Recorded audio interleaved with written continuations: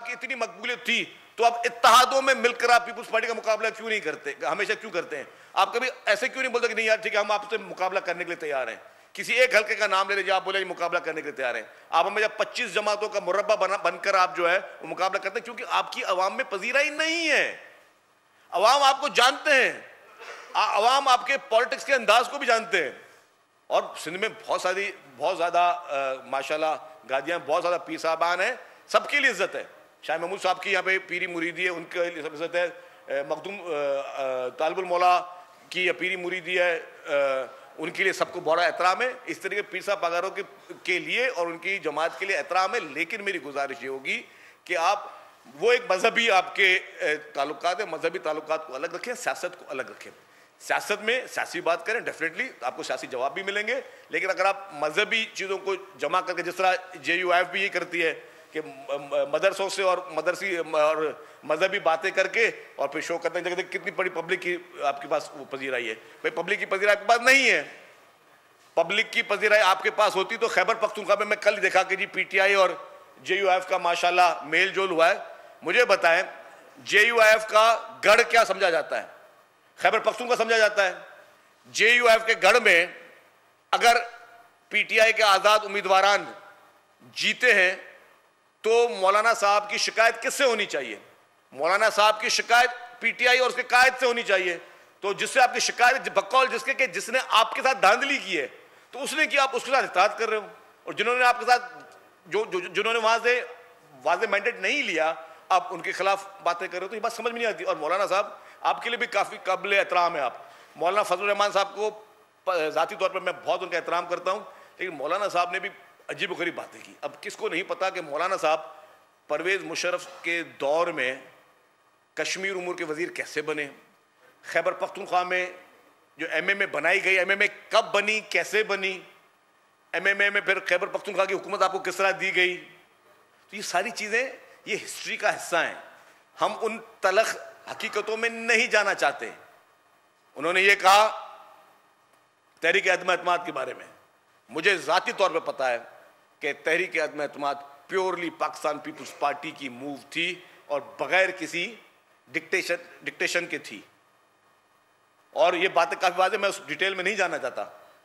अगर जिनके नाम मौलाना फजलुर रहमान साहब ने लिए तो बाद में तो काफ लीग के कुछ लीडरों ने कहा कि उनको तो ये मैसेज मिला था कि जी वो PTI के साथ जाए, परवेज़ इलाही साहब, तो आपने तो नाम कुछ और दे दिए। तो आपकी बातों में और उन सारी चीज़ों में कॉन्फ्लिक्ट है।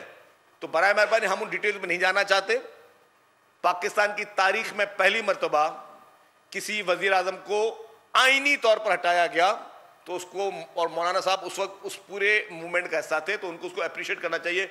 अब बैठ के A पे इल्ज़ाम, B पे इल्ज़ाम, C पे इल्ज़ाम, मेरे ख्याल से ये चीज़ें मुनासिब नहीं हैं।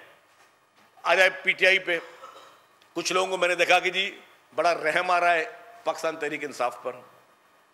मुझे एक बात बताएं, 2018 की इलेक्शन किसको याद नहीं है? ये जितने मेरे साथी दोस्त सामने बैठे हुए, आपको पता नहीं कि 2018 के इलेक्शन में क्या हुआ, किस तरह जाली मैंडेट के जरिए इमरान खान को कामयाब कराया गया, किस तरीके से RTS बिठा के इमरान खान को कामयाब कराया गया, किस तरीके से जेन्युइन मैंडेट को बिल्डोज करके इनको इक़्तिदार की कुर्सी पर बिठाया गया।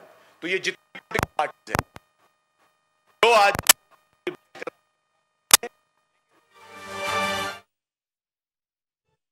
से किसके कहने पे हुए थे, फिर कौन कौन जो है वो इमरान खान को उभारने में शामिल थे, फिर इमरान खान की हुकूमत के बाद कौन कौन जहाज भर के लोगों की वफादारियां तब्दील की जा रही थी, ये चीज किससे छुपी हुई है? 5 साल पुरानी बात है यार। जो आज मेरे दोस्त जो PTI के जो आइडियोलॉजी रखते हैं वो भी उस चीज के गवाह हैं, किस तरीके से जो है वो मैंडेट पे डाके मारे गए, लोगों के मैंडेट को छीना गया।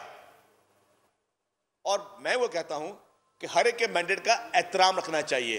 पीपुल्स पार्टी के मैंडेट को सबको एहतराम रखना चाहिए। पीपुल्स पार्टी को इलेक्शन पे रिजर्वेशंस हैं, हमें पता है कि कहीं कहीं हमारे मैंडेट पे डाका लगाए तो हमने उन तमाम मेंबरान जिनके हम समझते हैं कि जिनके मैंडेट पे डाका लगाए वो लोग कोर्टों में जाएंगे, वो कानूनी रास्ते इख्तियार करेंगे, वो धरने बैठ के नहीं देंगे। बैठ के तकरीरें कर रहे हैं GDA के दोस्त वहां पे, पीपुल्स पार्टी ने ऐसा क्या किया, पीपुल्स पार्टी ने ऐसा क्या नहीं किया है जो पीपुल्स पार्टी को वोट मिलना चाहिए। 21 लाख लोगों के घर बन रहे हैं सैलाब मुतासरीन, 21 लाख लोगों को, 21 लाख खानदानों को। मुझे जीडीए या ये पार्टियां बताएं कोई एक घर किसी गरीब को उन्होंने बना के दिया हो, एक घर किसी को बना के दिया हो।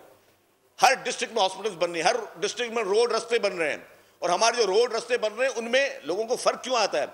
अगर हमने सांगड़ में, खैरपुर में रिकॉर्ड डेवलपमेंट की है, अगर बाकी सारे जिला में हमने रिकॉर्ड डेवलपमेंट की, तो उन रास्तों पर, उन सड़कों पर जीडीए के लोग और पीर साहब के मुरीद वो भी सफर कर रहे हैं।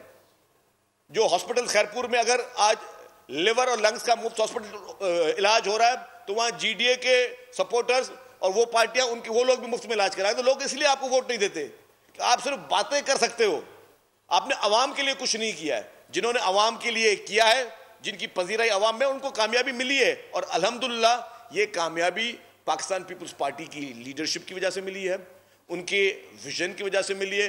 और जो सिंध गवर्नमेंट ने जो पिछले 15 साल में जो हर इशू को रिजॉल्व करने की कोशिश की है, मैं समझता हूँ इश्यूज हैं, हम ये नहीं कहते कि 100% हमारा काम हो गया है, इश्यूज हमारे हैं जो अब इंशाल्लाह ताला एक दफा फिर मैंडेट मिला है, जो बचे कुछ इश्यूज है वो अब रिजॉल्व होंगे, वो अब एड्रेस होंगे, लेकिन वो सारे इश्यूज को बाकायदा एड्रेस किया गया है। आप देखें कि कौन सा ऐसा सेक्टर जिसमें पीपल्स पार्टी ने कोशिश नहीं की चीजें बेहतरीन हो। आज थरकोल जो है, या आज एक वहां पे साहब खिताब कर रहे थे, वो चीफ मिनिस्टर भी रहे हैं थर पार्कर पे, उनके दौर में क्या उन्होंने काम किया? जब पीपल्स पार्टी की हुकूमत आई तो वहां पे थर में कोयला निकल रहा, वहां की सड़कें, आपके कितने दोस्त देख कर आए, मेरे सब जाके देख कर आए हैं, आलीशान सड़कें, वहां पे नेटवर्क आप जाके देखें। आज वो थर का कोयला निकल रहा है जो कि 200 साल तक पाकिस्तान कोयला एक्सपोर्ट कर सकता है। जो आपकी पूरे मुल्क की मईशत आज बिगड़ी हुई हालत में वो सुधार सकता है, वो सिर्फ थर का अकेला कोयला सुधार सकता है। तो ये एफर्ट्स पाकिस्तान पीपल्स पार्टी ने किए हैं भाई। आप पीपल्स पार्टी से क्या हिसाब मांग रहे हो? पीपल्स पार्टी एक एक चीज का हिसाब देने के तैयार है। आप लोग जो भी इस पिछले 75 साल में जिस तरीके से भी आपने वजारत हासिल की, आप वफाकी वजारतों में भी रहे हो, आप सूबाई वजारतों में भी रहे हो, आप अपने कोई 4-5 काम गिनवाओ। मैं अगर ये सारे पीपल्स पार्टी की सारी ये स्कीम्स और ये सारी चीजें गिनवाना शुरू करूंगा, मुझे रात हो जाएगी। आप 1 मिनट भी खड़े होकर नहीं सकते हो। सिर्फ जलसे में तकरीरें करना और नफरत जैसी बातें करना, मैं समझता हूं उसकी मैं भरपूर लफ्जों में मुजम्मत करता हूं। और मेरी लीडरशिप की तरफ से अभी भी यही है कि जी हमें किसी भी तलख बात का तलख जवाब नहीं देना, हमें किसी गलत बात का गलत जवाब नहीं देना, क्यों हम नहीं चाहते इस मुल्क में ऑलरेडी इस वक्त जो है चीजें बहुत मैं समझूंगा कि हीट की तरफ है। हम नहीं चाहते कि इसको हम बढ़ाएं, हम इसको ठंडा करना चाहते हैं। और मैं एक बात बताऊं, इस मुल्क में वाहिद लीडर मोहतरम आसिफ अली जरदारी साहब हैं जो इस पूरे मुल्क के इस वक्त इन सूरत हाल को बेहतर तरीके से हैंडल कर भी सकते हैं।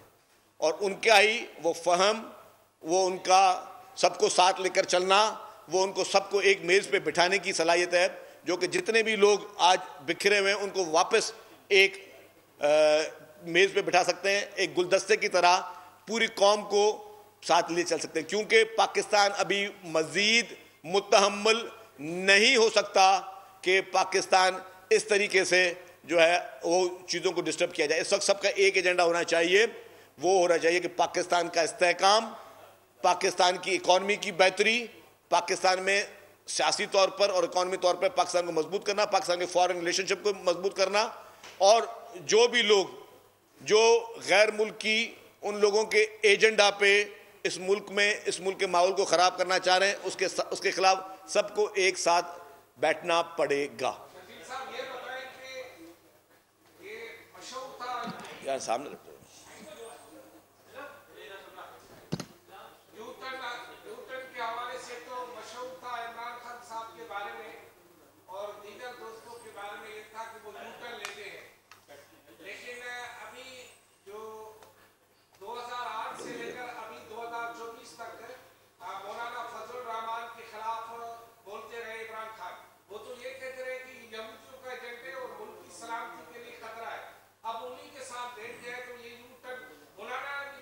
देखें जी, जो भी मौलाना साहब का हम एहतराम करते हैं, जो भी मौलाना साहब के खिलाफ गुफ्तगू इमरान खान करते रहे, मैं ख्याल वो काबिल मजम्मत थी, ना उसके ऊपर डिफेंड किया जा सकता था, ना अब किया जा सकता है। अब उन दोनों पार्टियों को खुद सोचना चाहिए।